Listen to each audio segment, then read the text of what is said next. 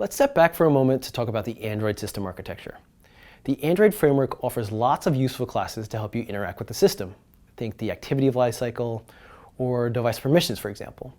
Or to help you access some type of device functionality, like the camera, or the radios like Wi-Fi or Bluetooth, sometimes sensors like the gyroscope. The path to accessing device hardware from the framework comes together via a series of layered abstractions. What do I mean by that?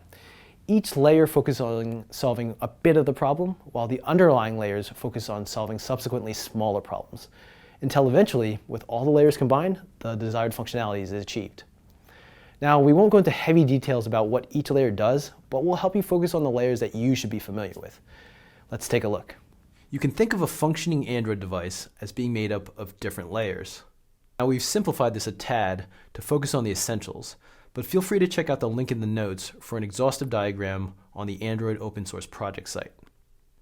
The very top layer is the application layer, where all the applications that developers like you and I build.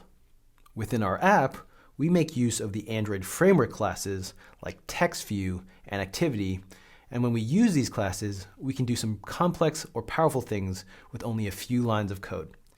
In this case, we're displaying some text or opening a new screen, for example, but there's so much more. So how's this possible? Well, these framework classes are abstracting away unnecessary complexity from us by calling into the lower levels of Android and relying on them to do the heavy lifting. That is, the tough and intricate job of controlling a device's hardware, until eventually it all works, and this is what we mean by layered abstractions. The core operating system, or OS for short, has its own sophisticated code to regulate how application and system processes both access the limited resources of the device hardware.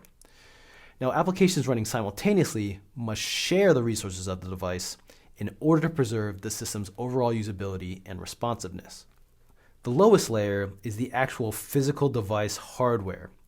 That is, the silicon that makes up, for example, the wireless radios like cellular, Wi-Fi, and Bluetooth, the chips that control the screen, and then there's the CPU, the memory, the GPU, and much, much more.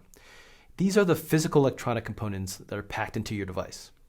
If you were to take away one thing, know that the beauty of these layers is that they exist to simplify or abstract away the system's complexity from you as a developer, allowing you to focus on making great apps that can leverage as much of the device's hardware as possible.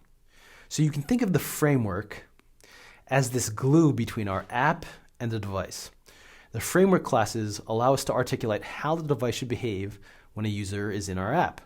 Now, the framework is composed of all these Java classes that we see on developer.android.com, as well as some libraries written in a programming language called C and its relatives. Let's talk about a few examples of how we've already relied on these different layers without even realizing it. In our app code, we've been calling the framework APIs. So for example, when we were building the MeWalk app, we were using the media framework classes to play audio from the speakers of the device.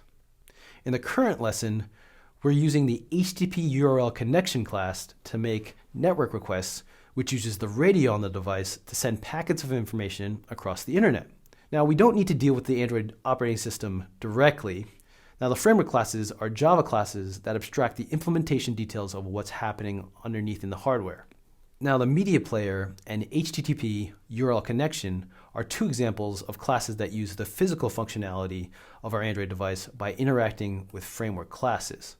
There are many more examples that you'll come across as you continue to learn more about Android development.